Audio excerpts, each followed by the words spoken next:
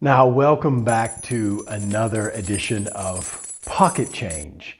And this time I want to start going into artificial intelligence. I've been really stuck into this for about 5 or 6 years now, more on the ethical side, but also a little bit on the technical side.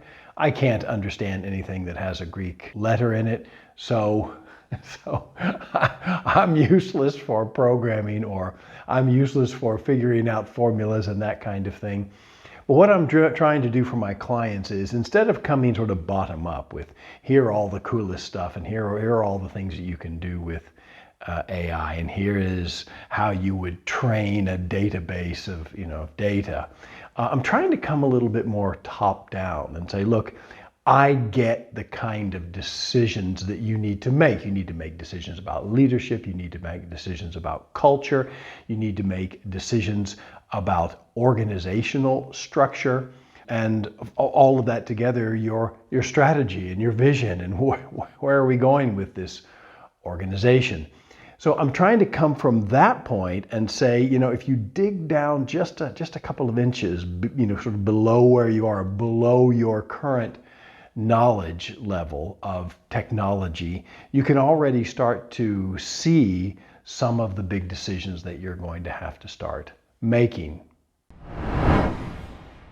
Now, part of understanding the decisions you've got to make are, some of the terms within artificial intelligence.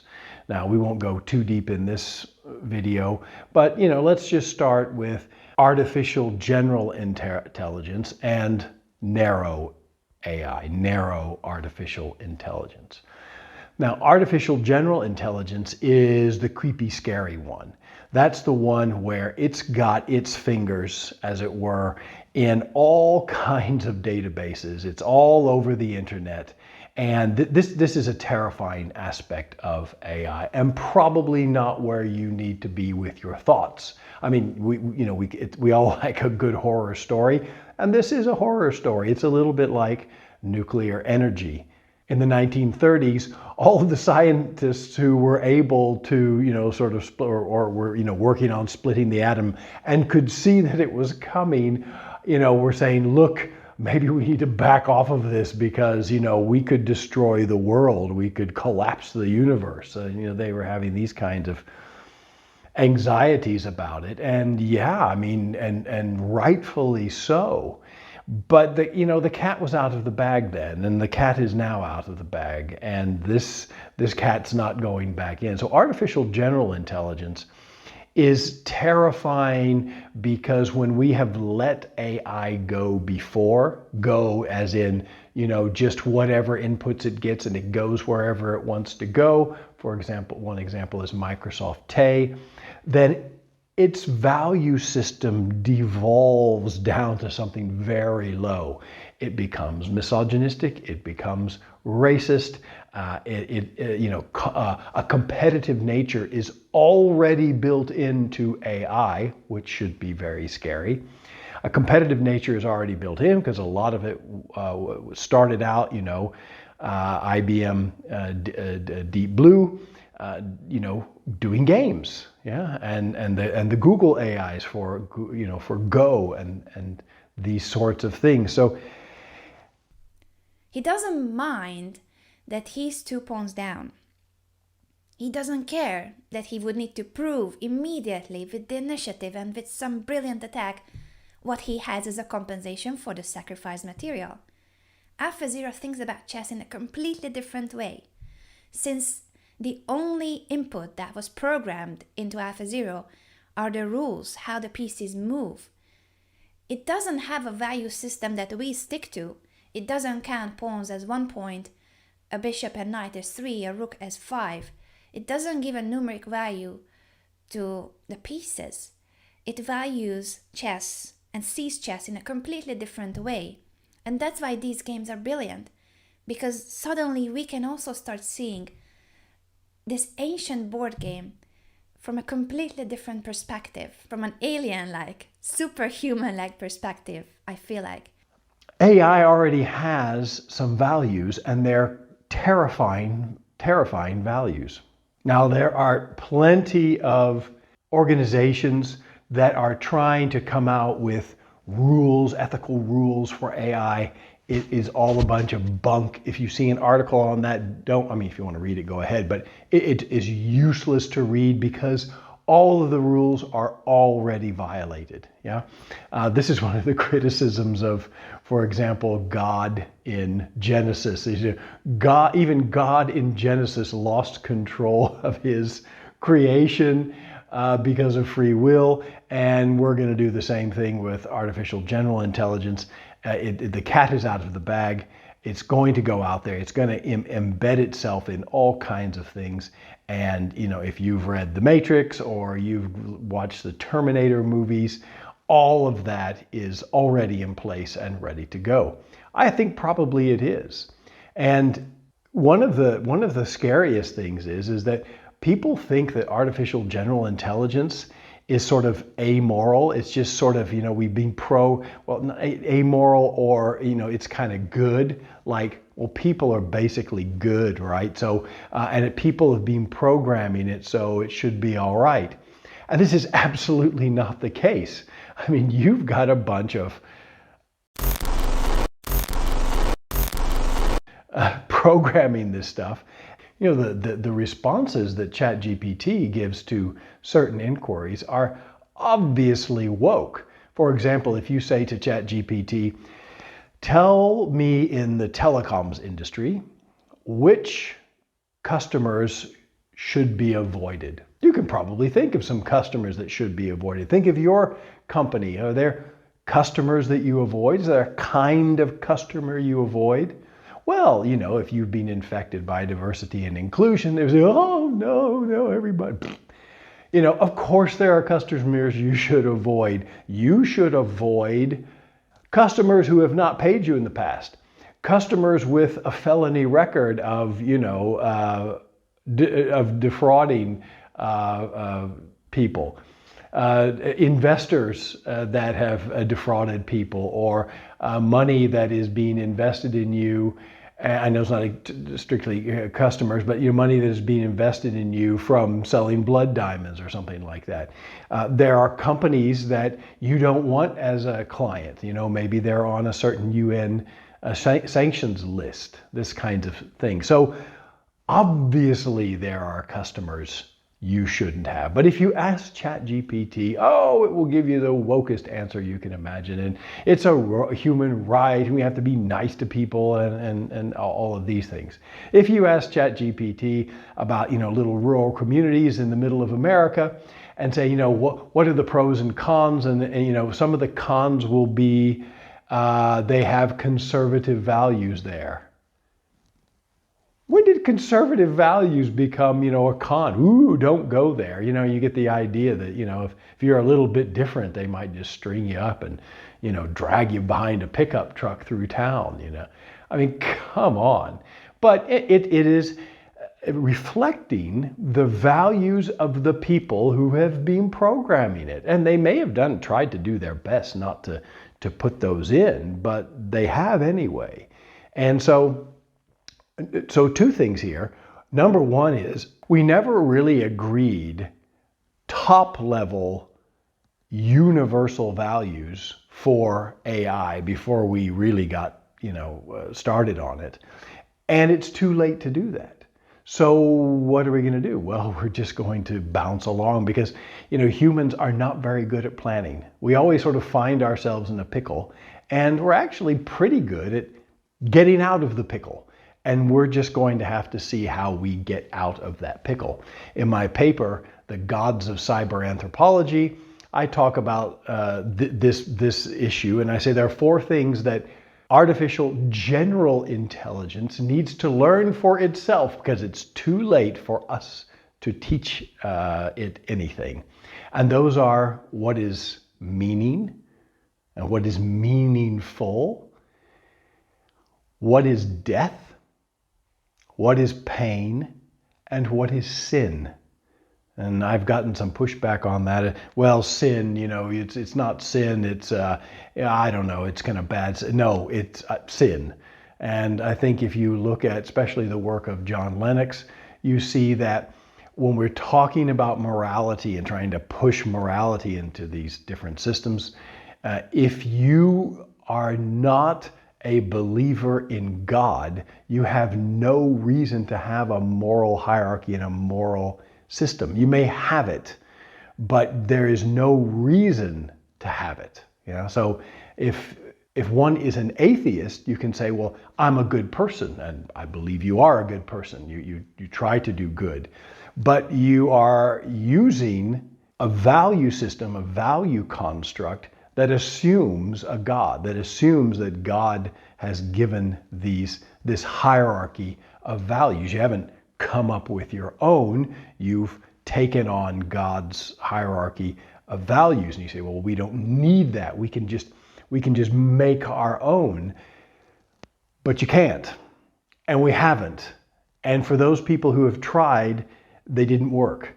So if you're not using some kind of God at the pinnacle of your value system, it will collapse.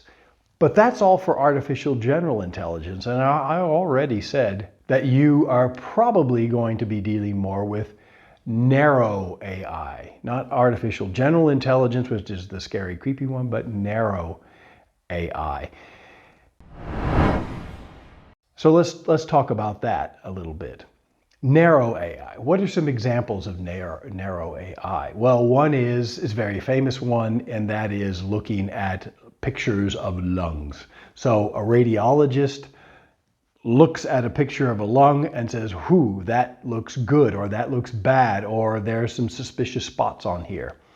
And what we've been able to do by coding those and putting them through AI, a narrow AI that just looks at certain things within those lungs and that's it, we've been able to equal and sometimes do a little bit better than the radiologists and the doctors that actually look at the x-rays.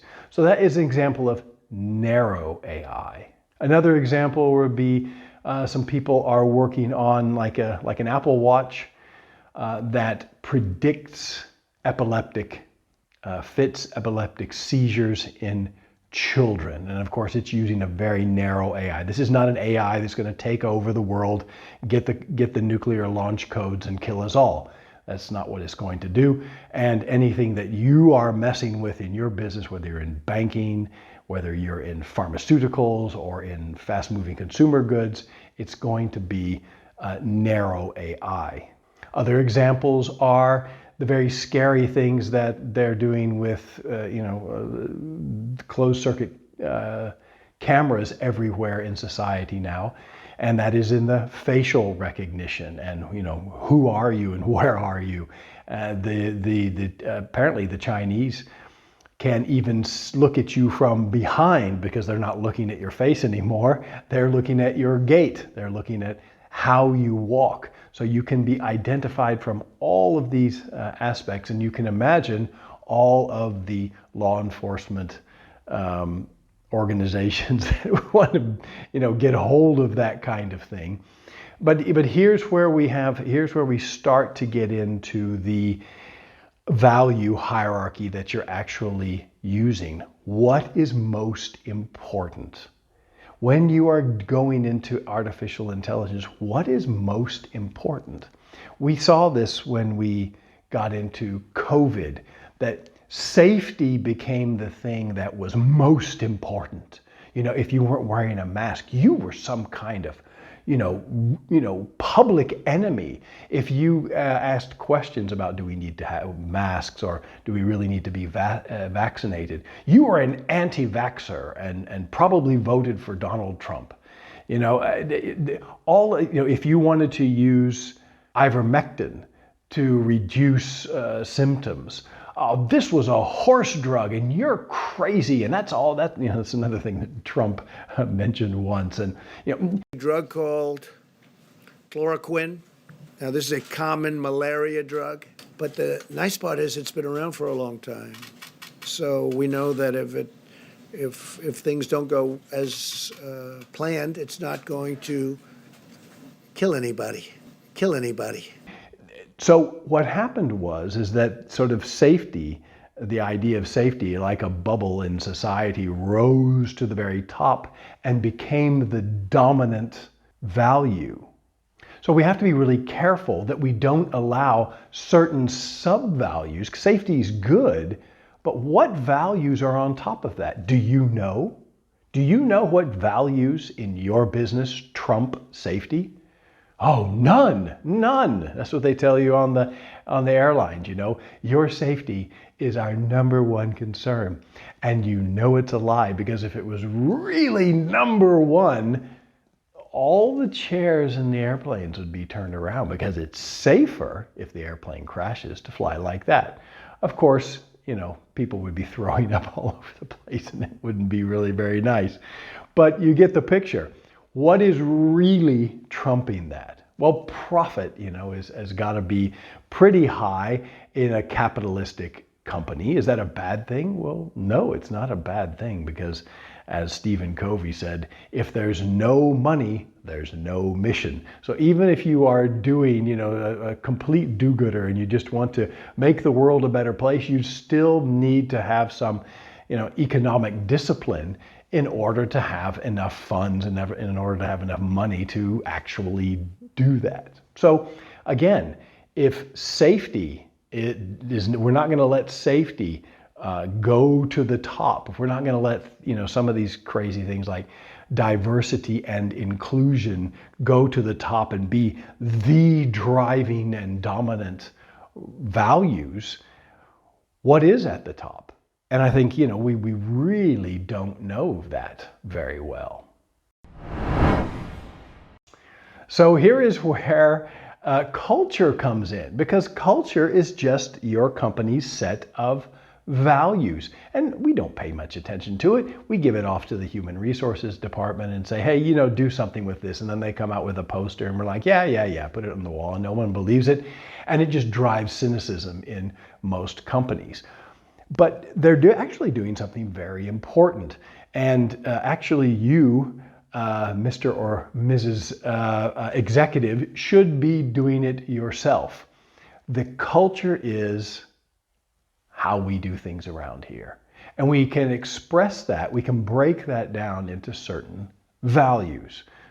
Values such as, well, we want to be like a family, or values, well, we want to have really good structure and processes. That's what's really going to make us successful. Or, we want to kick ass and take names in the market, and we want to have, sort of our unfair share of market share. Or you can say, well, we're crazy innovation. We're right on the cutting edge of innovation. There's 4 different kinds of organizational cultures, and you can see in there what values trump other values. So in a very innovative kind of company, well, innovation and getting money for innovation and finding investors who are willing to take a lot of risk is much more important than safety, right? I mean, it has to be. The risk profile on some of these things that companies do, it has to trump safety. If you're going for profit and maximizing market share and maximizing return on investment, well, you're going to have to sacrifice other things. If you've got a company like Ford or McDonald's where we've got to get our processes just perfect, like ASML, we Six Sigma for sort of everything. These are your values that trump other values.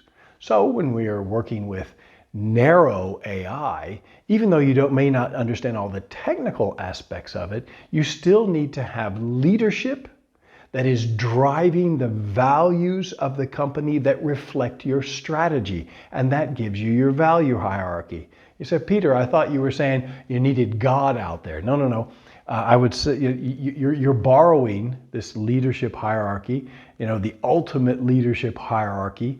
You do have to borrow from God. But within our companies, you don't have to do that. You can just say, given our strategy, if you will, given our Bible of how we do things, These are these are the driving values within our organization.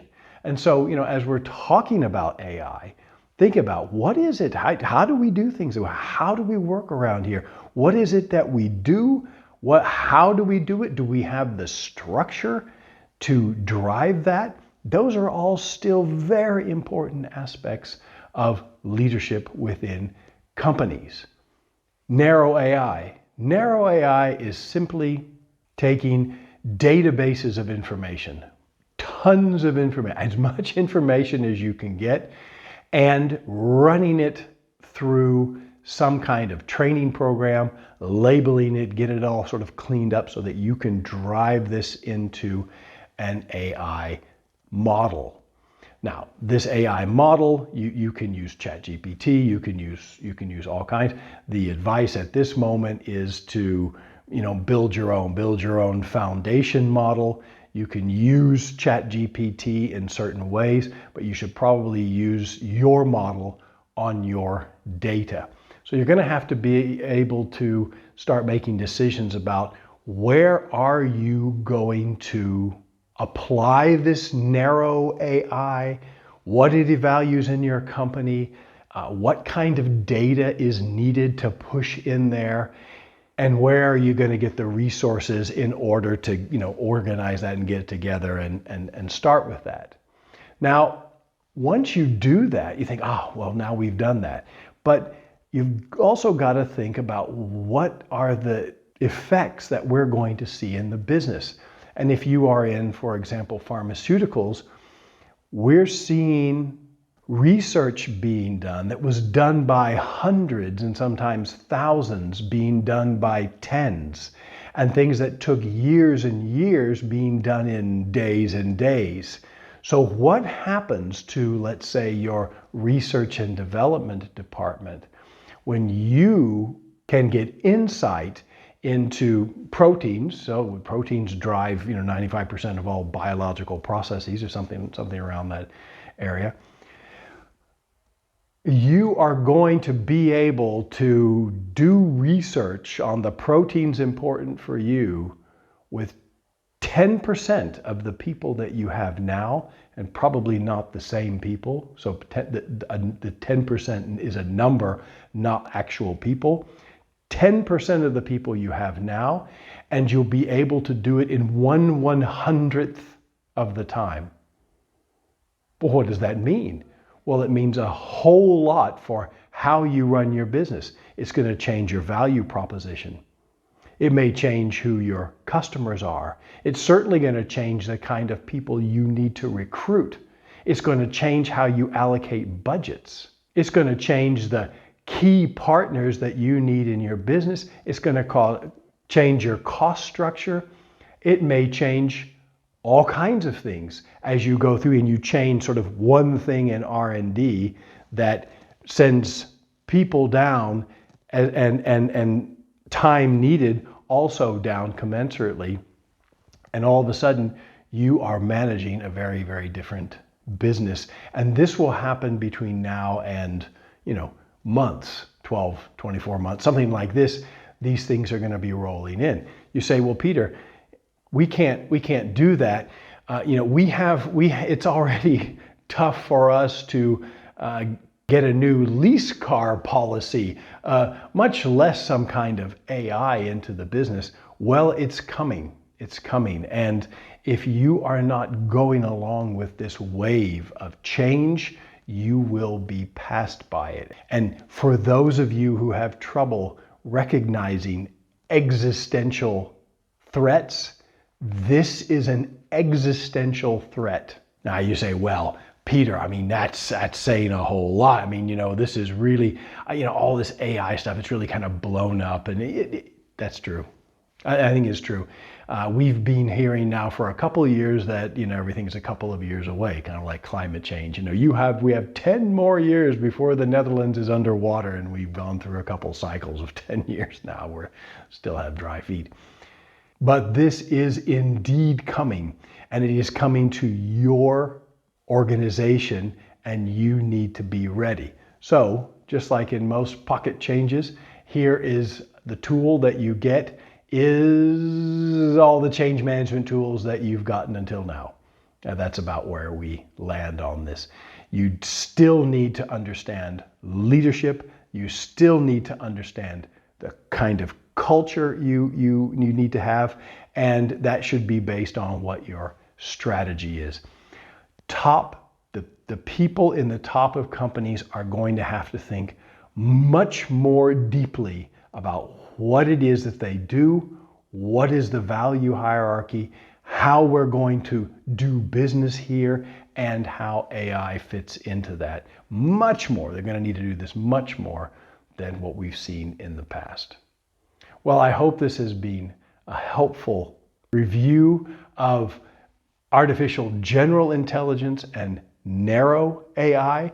I think you'll probably be dealing with a lot of narrow AI in the future, but it still is going to be a huge change that will be an existential threat for many companies, but also many people. And you know, there may be a new class, a large new class of unemployable people. And if you look at the experiments already with universal basic income, you know, all of a sudden you start to see, wow, more and more we're stuck on the teat of the government. And that is got to be a really bad place to be. So I'm wishing you a lot of luck with that. I'll come back with more pocket change about AI. We're running some workshops this month here in Europe, and we will be doing more and more of these things. And stay tuned. I think it's going to be a wild ride. Thanks so much.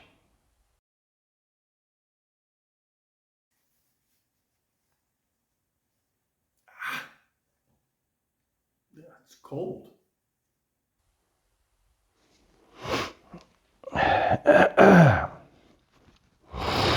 Pursue. Now, part of understanding terrifying values.